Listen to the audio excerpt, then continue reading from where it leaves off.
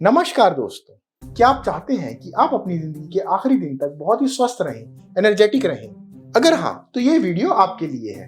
Japan में एक island है जिसका नाम है ओकिनावा। वहाँ पर ज्यादातर लोग 100 साल के ऊपर जिंदा रहते हैं और सिर्फ जिंदा ही नहीं रहते, बहुत ज्यादा एक्टिव रहते हैं।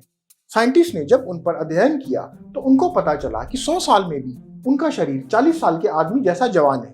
वो पूरे हट्टे कट्टे हैं और दिन में बहुत ज्यादा एक्टिव रहते हैं, जिंदगी के आखिरी दिन तक काम करते रहते हैं। मगर इसका सीक्रेट क्या है?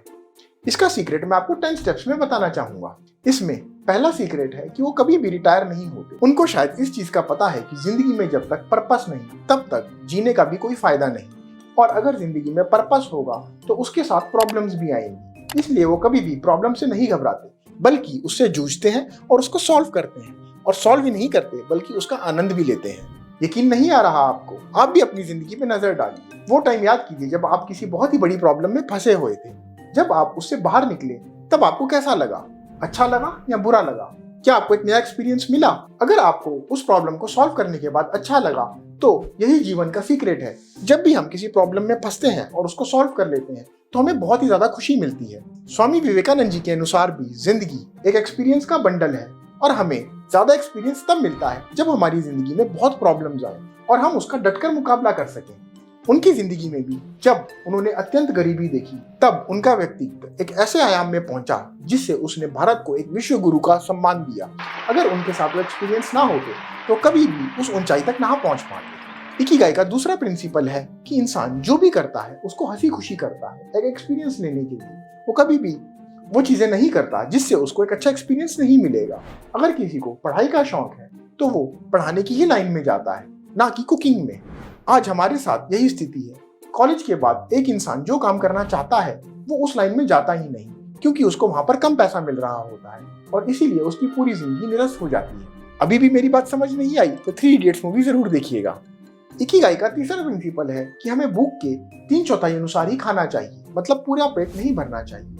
जब भी हम भूख के 75% खाना खाते हैं तब हमारी हेल्थ बढ़ने लगती है। इकिगाई का चौथा प्रिंसिपल जो वो ओकिनावा के लोग फॉलो करते हैं कि वो अपने आसपास अपने आप को बहुत ज्यादा मित्रों से घेर लेते हैं और पूरी जिंदगी उनकी मित्रों के साथ ही बीतती है। दोस्तों, आपको शायद यकीन ना हो मगर हार्वर्ड में एक ऐसा एक्सपेरिमेंट हुआ जिनमें उन्होंने कई 100 लोगों को बचपन से उनकी जिंदगी को रिकॉर्ड करना चालू किया और उनके हर एक्सपीरियंस को नोट करते रहे। लास्ट में वही लोग ज्यादा उम्र तक पहुंच पाए जिनके आसपास बहुत बढ़िया फ्रेंड सर्कल था, जिनके रिलेशनशिप बहुत अच्छे थे।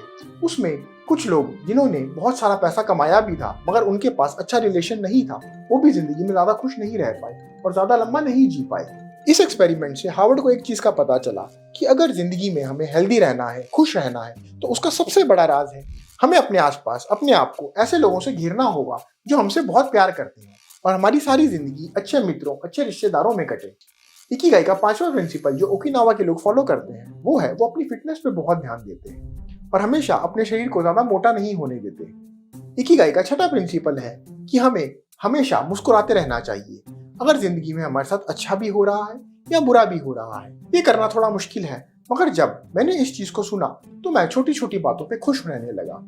बाद में मुझे पता चला कि कोई भी एक्सपीरियंस हमारे साथ कुछ देर के लिए ही आता है और फिर वो चले जाता है, और मेरे खुश रहने या उदास रहने से उस एक्सपीरियंस को, उस समय को कोई फर्क नहीं पड़ता।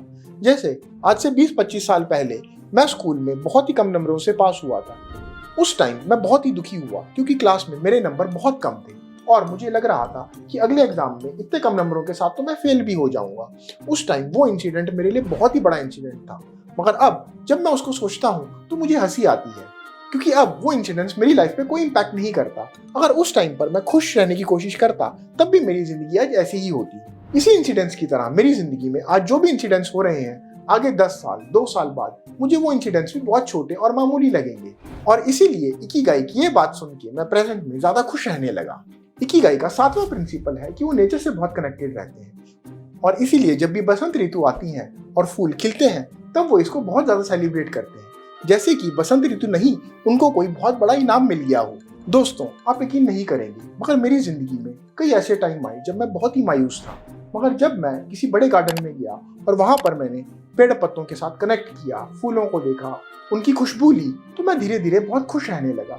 मुझे इस चीज का पता चला कि जब भी मैं डिप्रेशन में होता हूँ और घर में एक कमरे में बंद हो जाता हूँ तब मेरा डिप्रेशन बढ़ता है। मगर इसके ऑपोजिट जब भी मैं नेचर में जाता हूँ, वहाँ पर पेड़ पौधों को देखता हूँ, हरियाली देखता हूँ, पक्षियों को देखता हूँ, गिलहरियों को देखता हूँ, तो मेरा मन अंदर ही अंदर खुश होने लगता है और प्रॉब्लम कितनी भी बड़ी क्यों ना हो, मैं उसे भूल जाता हूँ।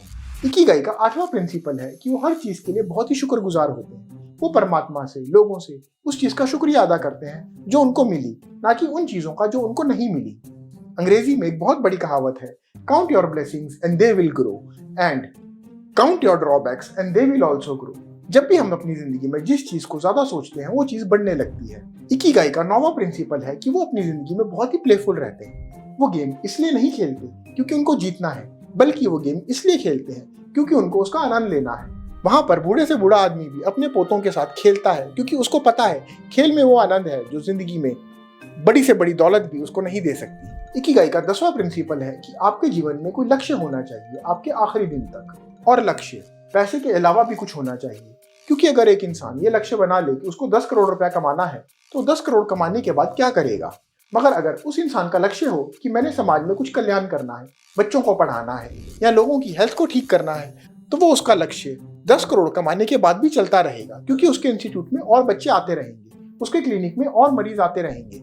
और दोस्तों, इसको सुनने के बाद मैंने भी अपनी जिंदगी का एक लक्ष्य निर्धारित किया कि मैं जो भी काम कर रहा हूँ वो पैसे के लिए नहीं, बल्कि समाज में कुछ कंट्रीब्यूट करने के लिए। और यकीन मानिए, उसके बाद मेरी जिंदगी बदलने लगी। मैं अगले दिन को देखने लगा कि कब अगला दिन चढ़ेगा और मैं कैसे लोगों की जिंदगी में और अच्छी बातें, खुशी और जोश, और कैसे मैं उनकी जिंदगी में कुछ अच्छा कंट्रीब्यूट कर पाऊँ। अभी भी जो मैं YouTube वीडियो बना रहा हूँ वो उसी लक्ष्य का एक हिस्सा है। दोस्तों, मैं आशा करता हूँ कि आपको इकिगाई के प्रिंसिपल्स बहुत ही अच्छे लगे होंगे। इकिगाई है दमदार, इससे अपनी जिंदगी में कोई पर्पस सोचो शानदार, जिससे रह सके खुशी बरकरार। दोस्तों, मैं एक होलिस्टिक हीलर हूँ, और अगर आप अपनी जिंदगी को बदलना चाहते हैं, अपनी हेल्थ को नेचुरली ठीक करना चाहते हैं, तो मेरे साथ जुड़िए और स्क्रीन पर दिए गए नंबर पर कॉल या व्हाट्सएप कीजिए। इस वीडियो को अंत तक देखने के लिए आपका बहुत बहुत शुक्रिया। आपका दिन मंगलमय हो। दोस्तों, अगर आप हमेशा हेल्दी रहना चाहते हैं और किसी भी बीमारी को नेचुरली ठीक करना चाहते हैं, तो मेरी किताब ओमनी साइंस होलिस्टिक हीलिंग को ज़रूर पढ़िएगा। ये अमेज़ॉन किंडल में फ्री में अवेलेबल है। Thank you.